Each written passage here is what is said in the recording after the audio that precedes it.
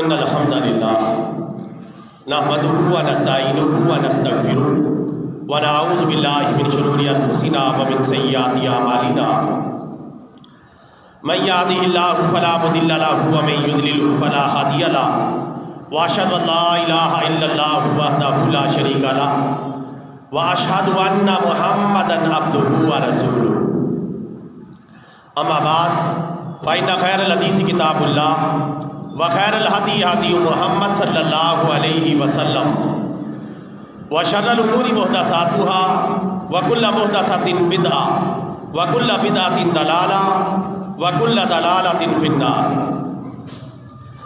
يَا أَيُّهَا الَّذِينَ آمَنُوا اتَّقُوا اللَّهَ حَقَّ تُقَاتِهِ وَلَا تَمُوتُنَّ إِلَّا وَأَنتُم مُّسْلِمُونَ يَا أَيُّهَا النَّاسُ اتَّقُوا رَبَّكُمُ الَّذِي خَلَقَكُم مِّن نَّفْسٍ وَاحِدَةٍ وَخَلَقَ مِنْهَا زَوْجَهَا وَبَثَّ مِنْهُمَا رِجَالًا كَثِيرًا وَنِسَاءً وَاتَّقُوا اللَّهَ الَّذِي تَسَاءَلُونَ بِهِ وَالْأَرْحَامَ إِنَّ اللَّهَ كَانَ عَلَيْكُمْ رَقِيبًا یا ایھا الذین آمنوا اتقوا اللہ وقولوا قولا سدیدا یصلح لکم اعمالکم ویغفر لکم ذنوبکم ومن یطع اللہ ورسولہ فقد فاز فوزا عظیما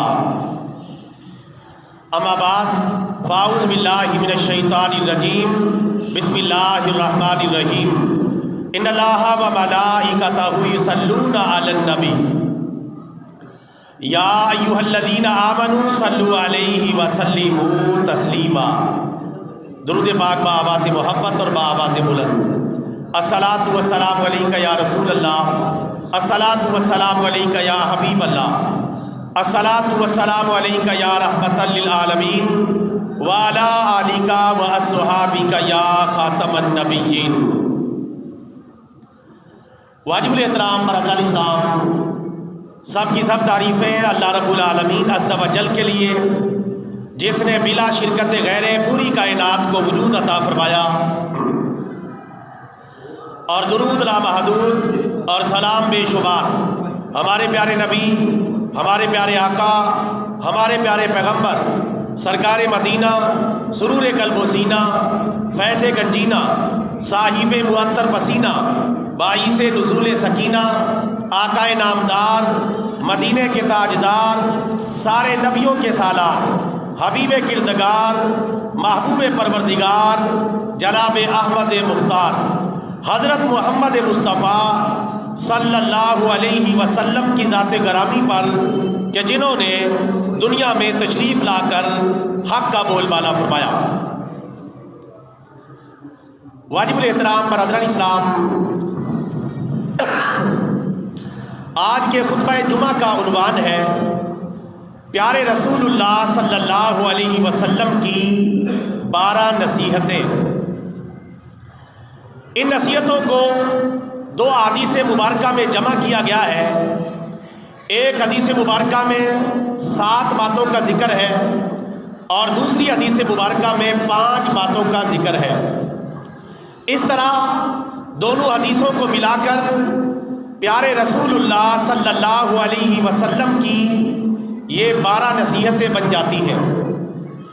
پہلے میں 7 نصیحتوں کو بیان کروں گا، اس کے بعد پیارے آقا صلی اللہ علیہ وسلم کی دوسری 5 نصیحتوں کو بیان کروں گا۔ اس طرح ان کی تعداد 12 نصیحتوں کی تعداد بن جائے گی۔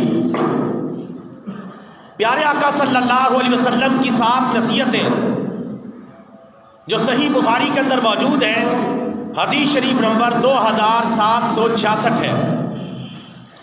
پیارے آقا صلی اللہ علیہ وسلم نے صحابہ کرام کو مخاطب کرتے ہوئے ارشاد فرمایا، اے میرے صحابہ، اے شمع رسالت کے پروانوں، 7 ہلاکت والی باتوں سے بچو، 7 ہلاکت خیز اور تباہ و برباد کر دینے والی باتوں سے بچو۔ صحابہ کرام نے پوچھا، یا رسول اللہ صلی اللہ علیہ وسلم، وہ باتیں، وہ چیزیں کیا ہیں؟ تو پیارے آقا صلی اللہ علیہ وسلم نے ان چیزوں کی تفصیل بیان فرمائی۔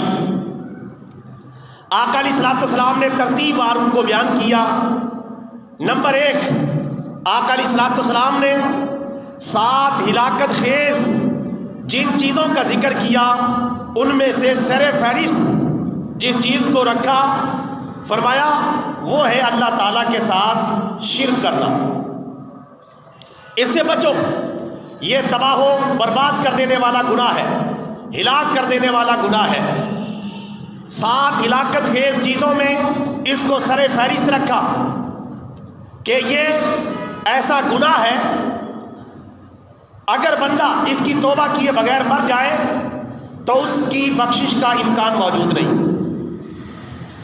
باقی ہر گناہ سے بخشش کا امکان موجود ہے، لیکن شرک سے قرآن پاک کے مطابق بخشش کا کوئی امکان موجود نہیں اگر بندہ شرک پر مر جائے۔ لہذا آقا علیہ الصلوۃ والسلام نے پہلی چیز جو بیان فرمایا شرک کرنا۔ لہذا ہمیں چاہیے ہر قسم کے شرک سے بچیں، چاہے وہ شرک جلی ہو اور چاہے وہ شرک خفی ہو۔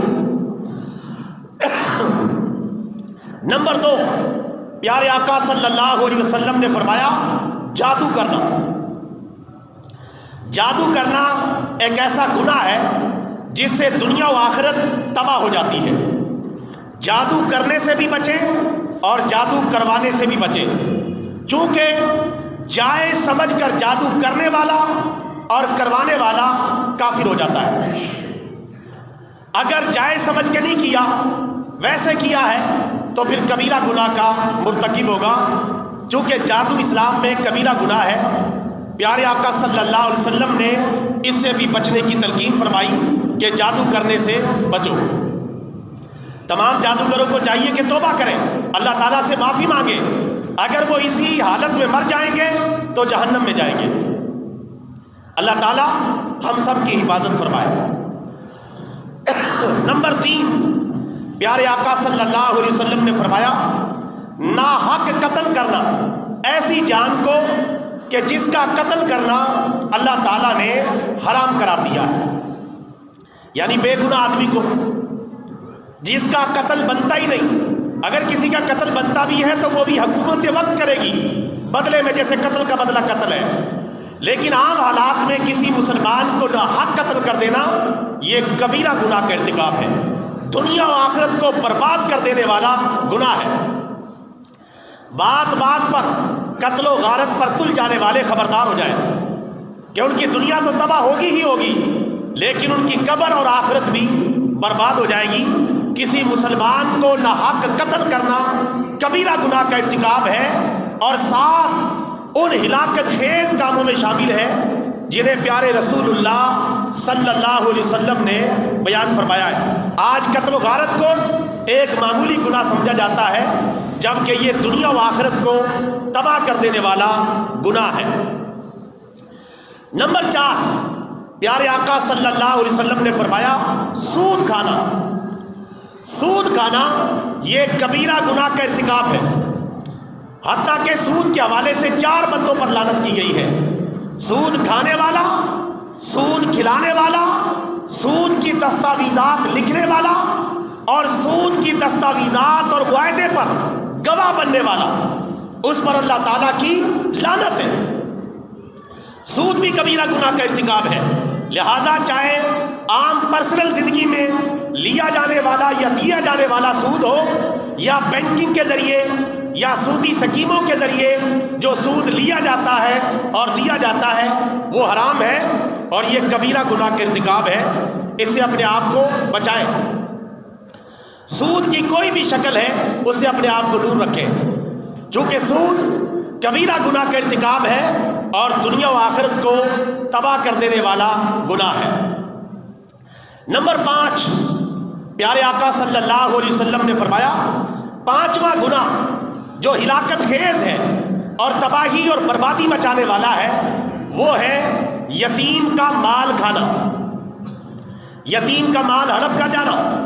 ایسے چھوٹے چھوٹے ننھے منھے یتیم بچے اور بچیاں رشتہ داروں کا، اڑوسیوں پڑوسیوں کا یا فیملی کا یتیموں کا حق کھا جانا یہ کبیرہ گناہ کا ارتکاب ہے۔ یہ معمولی گناہ نہیں، دنیا و آخرت کو تباہ کرنے والا گناہ ہے۔ لہذا اگر اللہ تعالیٰ توفیق دے تو یتیموں کی کفالت کریں، یتیموں کی نگرانی کریں، یتیموں پر شفقت کریں، نہ کہ یتیموں کا مال ہڑپ کر جائیں اور اپنی دنیا و آخرت کو برباد کر بیٹھے۔ پیارے آقا صلی اللہ علیہ وسلم نے اس گناہ کو بھی تباہی اور بربادی مچا دینے والا گناہ قرار دیا ہے۔ نمبر 6، پیارے آقا صلی اللہ علیہ وسلم نے فرمایا میدان جہاد میں دشمنان دین سے مقابلہ کرتے ہوئے راہ فرار اختیار کر جانا، بھاگ جانا، میدان جہاد کو چھوڑ کر بھاگ جانا اور دشمنان اسلام کا مقابلہ نہ کرنا، بزدلی دکھانا، یہ بھی کبیرہ گناہ کا ارتکاب ہے۔ جب بندہ میدان جہاد میں پہنچ گیا جہاد فی سبیل اللہ کے لیے، تو پھر لڑے، مقابلہ کرے، شہادت پیش کرے۔ میدان کو خالی چھوڑ کے بھاگ جانا، بزدلی دکھانا، مسلمانوں کو کمزور کرنا، یہ جائز نہیں ہے۔ اگر کوئی ایسا کرے گا تو یہ کبیرہ گناہ کا ارتکاب ہے۔ جس طرح مجاہد فی سبیل اللہ کی فضیلت بہت زیادہ ہے، اسی طرح میدان جہاد سے بھاگنے کا گناہ بھی بہت زیادہ ہے۔ ڈٹ کے لڑنا، مقابلہ کرنا اور اپنی جان اللہ تعالیٰ کے راستے میں قربان کر دینا، یہی مجاہد فی سبیل اللہ کا شیوا ہے۔ اگر کوئی جہاد سے بھاگے گا تو وہ کبیرہ گناہ کا مرتکب ہوگا۔ اسی طرح اس میں وہ لوگ بھی شامل ہیں کہ جہاد ان پر فرض ہو چکا ہے لیکن وہ جہاد میں جاتے ہی نہیں، یعنی بھاگتے تو تب وہ جہاد میں جاتے ہی نہیں، لڑنے کے لیے نہیں جاتے، حالانکہ جہاد ان پر فرض ہے، جہاد کے لیے نکلنا ان پر لازم ہے، لیکن جہاد کے لیے نکلتے نہیں، وہ بھی اس میں شامل ہے۔ چاہے وہ جہاد سے بھاگا ہے اور چاہے وہ جہاد کے لیے جاتا ہی نہیں، حالانکہ جہاد اس پر فرض ہو چکا ہے، تب بھی وہ کبیرہ گناہ کا مرتکب ہوگا۔ جس طرح آج بہت سارے مسلمانوں پر اور اسلامی حکمرانوں پر غزہ کے مسلمانوں کو سپورٹ کرنا فرض ہو چکا ہے، چونکہ ان مسلمانوں کو ختم کرنے کے لیے دہشت گرد ریاست اسرائیل اور اس کے ہمنوا امریکہ اور دیگر کفریہ ممالک ہر طرف سے گھیر کر ان مسلمانوں کو شہید کر رہے ہیں۔ لیکن اللہ کا شکر ہے تیسرا مہینہ شروع ہو چکا ہے، پھر بھی وہ مسلمان اپنے جذبہ ایمان کی بنیاد پر ڈٹ کے کھڑے ہیں اور مقابلہ کر رہے ہیں، اور اللہ تبارک و تعالیٰ کا نام لے کر شہادتیں پیش کر رہے ہیں، لیکن وہ تو اللہ کی بارگاہ میں سرخرو ہو رہے ہیں، مسجد اقصیٰ کا تحفظ کر رہے ہیں، لیکن جو مسلمان ان کی مدد کر سکتے ہیں نہیں کر رہے، جو اسلامی حکمران ان کی مدد کر سکتے ہیں لیکن بزدلی کی وجہ سے نہیں کر رہے، تو وہ بھی کبیرہ گناہ کے مرتکب ہوں گے۔ جب جہاد میں جا کر راہ فرار اختیار کرنے والا کبیرہ گناہ کا مرتکب ہے، تو جس پر جہاد فرض ہو گیا ہے لیکن جہاد کے لیے نہیں نکلتا، اپنے بھائیوں کی مدد نہیں کرتا، اس کے پاس طاقت ہے، قوت ہے، لیکن بزدلی دکھاتا ہے، تو وہ بھی کبیرہ گناہ کا مرتکب ہوگا۔ اس وقت بہت سارے ذمہ دار مسلمان کبیرہ گناہ کے مرتکب ہو رہے ہیں، غزہ کے مسلمانوں کو بے یار و مددگار چھوڑ دینے کی وجہ سے۔ اللہ تعالیٰ امت مسلمہ کو اپنے مظلوم بھائیوں کی مدد کرنے کی توفیق عطا فرمائے۔ نمبر 7، وہ گناہ جو دنیا و آخرت کو تباہ و برباد کر دینے والا ہے۔ آقا علیہ الصلوۃ والسلام نے فرمایا بھولی بھالی پاک دامن مومنہ عورتوں پر زنا کی، بدکاری کی تہمت لگانا، یہ ایسا کبیرہ گناہ ہے جو دنیا و آخرت کو تباہ کرنے والا ہے۔ بھولی بھولی پاک دامن عورتیں ہیں اور ان کے اوپر بلا وجہ کوئی ثبوت نہیں، کوئی وجہ نہیں، لیکن ان پر بدکاری کا، گناہ کا، زنا کا الزام لگا دیا، یہ بہت بڑا جرم ہے۔ اس کو آج معاشرے میں معمولی سمجھا جاتا ہے، کسی پر ایسی انگلی اٹھا دی جاتی ہے، نہ لینا نہ دینا، نہ کوئی وجہ، بلا وجہ کسی کے لیے انگلی اٹھا دینا اور اس پر تہمت لگا دینا، بہتان لگا دینا، یہ کبیرہ گناہ کا ارتکاب ہے۔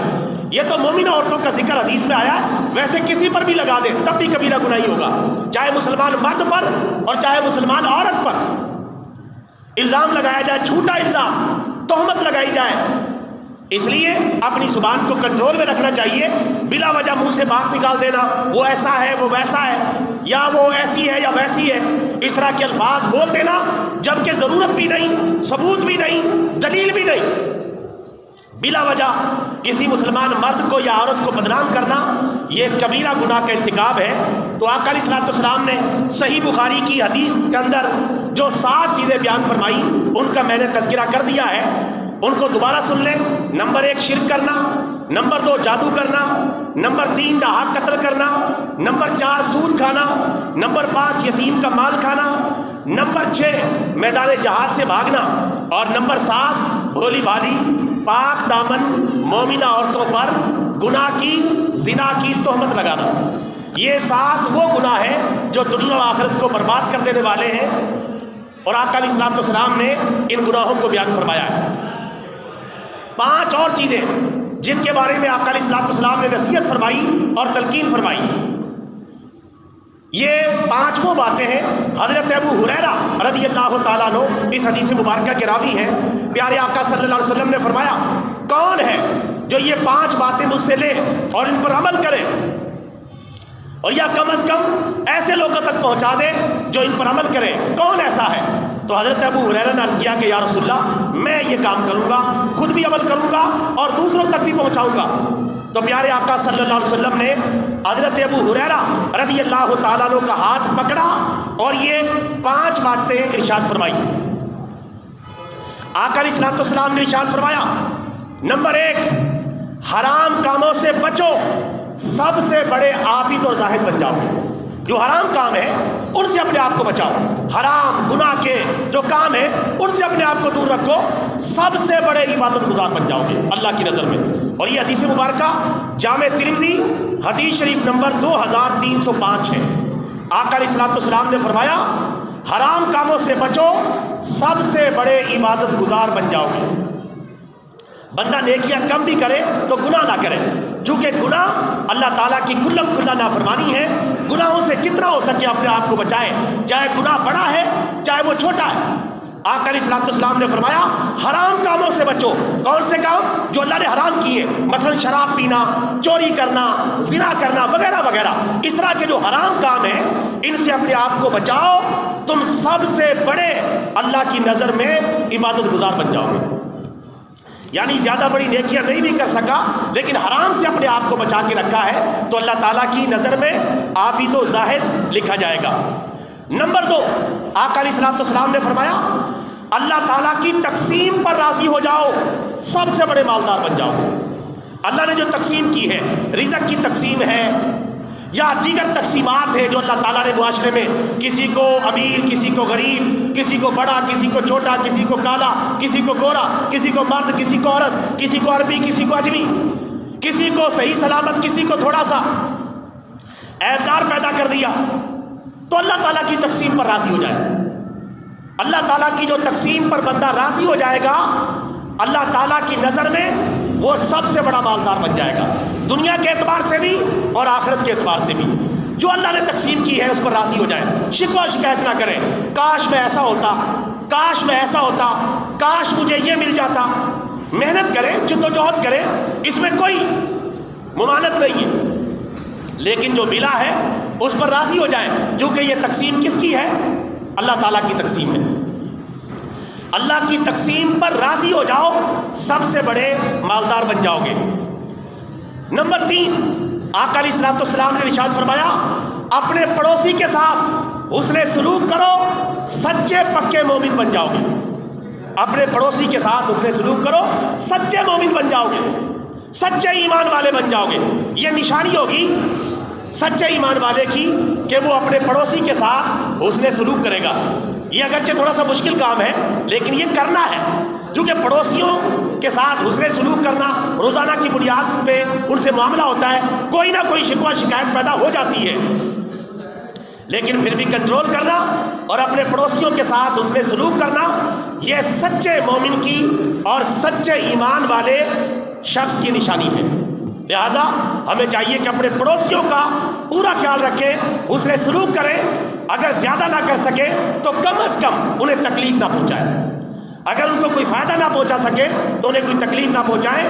رسول پاک کی زبان مبارک کے مطابق ہم سچے مومن بن جائیں گے۔ اور آقا علیہ الصلوۃ والسلام نے ارشاد فرمایا، جو تم اپنے لیے پسند کرتے ہو وہی اپنے بھائی کے لیے پسند کیا کرو، سچے ترین مسلمان بن جاؤ گے۔ جو کچھ اپنے لیے پسند کرتے ہو، دین کی چیز ہے، دنیا کی چیز ہے، دین کا معاملہ ہے، دنیا کا معاملہ ہے، کوئی بھی چیز ہے جو اپنے لیے پسند کرتے ہو وہی اپنے مسلمان بھائی کے لیے پسند کرو، تو تم سچے ترین مسلمان بن جاؤ گے۔ گارنٹی کون دے رہا ہے؟ آمینہ کلال۔ گارنٹی کون دے رہا ہے؟ ہمارا پیارے آقا، ہمارے پیارے رسول، ہمارے پیارے پیغمبر صلی اللہ علیہ وسلم گارنٹی دے رہے ہیں کہ اگر تم دوسروں کے لیے بھی وہی پسند کرو گے جو اپنے لیے پسند کرتے ہو تو اللہ تعالیٰ کی نظر میں تم سچے ترین مسلمان بن جاؤ گے۔ جہاں بھی اس طرح کی صورتحال پیش آئے تو اپنے مسلمان بھائیوں کو اپنے اوپر بھی ترجیح دیں، اپنے آپ کو دوسرے نمبر پر رکھیں، اپنے بھائیوں کو پہلے نمبر پر رکھیں۔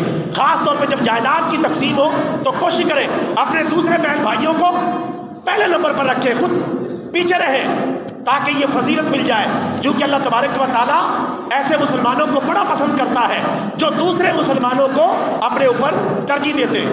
وَيُؤْثِرُونَ عَلَىٰ أَنفُسِهِمْ وَلَوْ كَانَ بِهِمْ خَصَاصَةٌ۔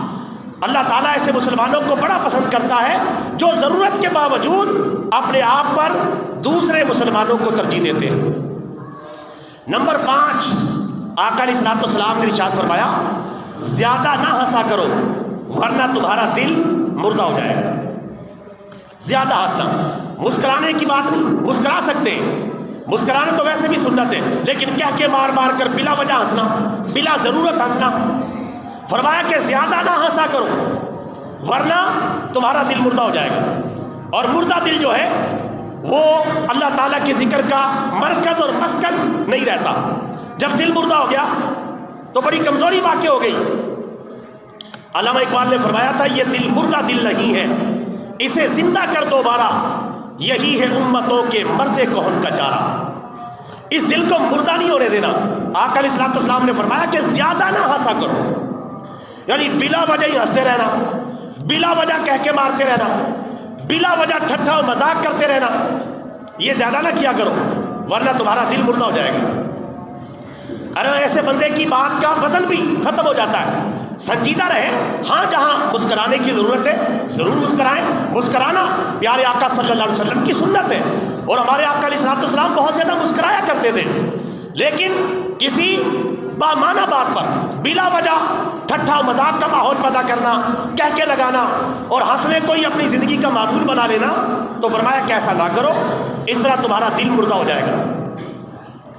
تو یہ 5 باتیں آقا علیہ الصلوۃ والسلام نے نصیحت کے طور پہ فرمائی۔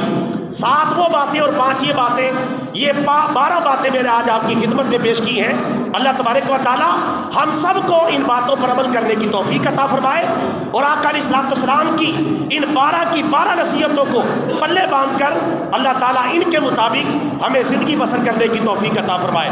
اور جو آخری بات کہ زیادہ نہ ہنسا کرو ورنہ تمہارا دل مردہ ہو جائے گا، اسی حوالے سے میں کہنا چاہوں گا آج کل ٹی وی چینلوں پر ایسے پروگرام نشر کیے جاتے ہیں جن میں ہنسنے ہنسانے کے علاوہ کہانی کوئی نہیں، یعنی ان پروگراموں کا عنوان ہی جھوٹ بول بول کر، سانگ اتار اتار کے، نقل اتار اتار کے ہنسانا ہوتا ہے۔ جس طرح کہ کئی ٹی وی چینلوں پر مذاکرات کے نام سے، خبرناک کے نام سے، اسی طرح کوئی اور عنوانات کے تحت جو ہے ایسے مزاحیہ پروگرام نشر کیے جاتے ہیں کہ جن میں جھوٹ بولا جاتا ہے، پھبتی کسی جاتی ہے، تانا دیا جاتا ہے، نقل اتاری جاتی ہے، سانگ اتارے جاتے ہیں۔ تو ایسے پروگرام نشر کرنا، ایسے پروگراموں کا میزبان بننا یا ان کے اندر شرکت کرنا یہ بالکل حرام ہے، جس کا مقصد ہی کوئی نہیں، مقصد صرف ہنسنا ہنسانا، جھوٹ بولنا، غلط بیانی کرنا، نقل اتارنا۔ اس طرح کے آج کل جو کامیڈین پروگرام بڑے مقبول ہوتے ہیں اور ہم ان کو بلا وجہ ہی دیکھ رہے ہوتے ہیں، حالانکہ جھوٹ بول رہے ہیں، کسی کا مذاق اڑا رہے ہیں، کسی کی نقل اتار رہے ہیں، غلط بیانی کر رہے ہیں، پھر بے پردگی اس کے اندر ہوتی ہے۔ اور آج کل تو بڑے بڑے تھیٹروں کے اندر یہی جو ہے کام ہوتے ہیں، لوگ بڑے شوق سے ان کو دیکھنے کے لیے جاتے ہیں، جن میں ہنسنے ہنسانے اور جھوٹ بولنے کے علاوہ کوئی کام نہیں ہوتا، اور سینکڑوں گناہوں کا یہ پروگرام مجموعہ ہوتے ہیں۔ تو ایسے پروگرام کرنے والے خبردار ہو جائیں، اللہ تعالیٰ سے ڈریں، اور ایسے پروگرام ان کو بھی پروموٹ نہ کریں، ان کو نہ دیکھا کریں۔ ہاں اچھا پروگرام ہے، دلچسپ پروگرام ہے، معلوماتی پروگرام ہے، وہ آپ دیکھ رہے ہیں، اور اس میں کوئی ہنسنے ہنسانے والی بات بھی جائز طریقے سے آ گئی ہے، جس میں جھوٹ نہیں بولا جا رہا، اچھی بات بتائی جا رہی ہے، قیمتی نصیحتیں کی جا رہی ہیں، یا کوئی ایسے کوئی دل لگی یا دلچسپی کی بات کر دی گئی ہے، تو وہ جائز ہے۔ اسلام میں مذاق منع ہے، مزاح جائز ہے۔ مذاق وہ ہوتا ہے جس میں جھوٹ بولا جائے، مزاح وہ ہوتا ہے جس میں جھوٹ نہ بولا جائے، سچ ہے۔ مزاح تو رسول پاک کی سنت ہے، رسول پاک صلی اللہ علیہ وسلم بھی مزاح فرما لیا کرتے تھے۔ جس طرح ایک مرتبہ آقا علیہ الصلوۃ والسلام نے ایک بوڑھی عورت سے فرمایا کہ اس نے عرض کیا کہ یا رسول اللہ میرے لیے دعا کریں کہ میں جنت میں چلی جاؤں، تو آقا علیہ الصلوۃ والسلام نے فرمایا کوئی بوڑھی عورت جنت میں نہیں جائے گی۔ اب وہ عورت بڑی پریشان ہوئی اور رونا دھونا شروع کر دیا۔ آپ صلی اللہ علیہ وسلم نے صحابہ سے فرمایا کہ جا کے ان کو بتاؤ کہ میں نے یہ کہا ہے کہ بوڑھی حالت میں تم جنت میں نہیں جاؤ گی، کیونکہ جنت میں سارے مسلمان نوجوان ہو جائیں گے، جب تم جنت میں جاؤ گی تو نوجوان بن جاؤ گی۔ میں نے یہ نہیں کہا کہ تم جنت میں ہی نہیں جاؤ گی۔ تو رسول پاک نے ایک طریقے سے بات کی، بات سچ تھی لیکن مزاح فرمایا۔ ایک خاتون کو آقا علیہ الصلوۃ والسلام نے دیکھا تو آپ نے فرمایا کیا تم اس آدمی کی بیوی ہو جس کی آنکھوں میں سفیدی ہے؟ وہ ڈر گئی، جا کے گھر پہنچی، اپنے شوہر کی آنکھیں دیکھنے لگی کہ تمہاری آنکھوں میں سفیدی ہے۔ اس نے کہا کہ اللہ کی بندی، رسول پاک نے مزاح فرمایا، سفیدی تو ہر بندے کی آنکھ میں ہوتی ہے۔ تو رسول پاک صلی اللہ علیہ وسلم نے مزاح فرمایا۔ تو مزاح کرنا، دل لگی کرنا جائز ہے جبکہ سچ ہو، جب جھوٹ ہو تو تب یہ گناہ بن جاتا ہے۔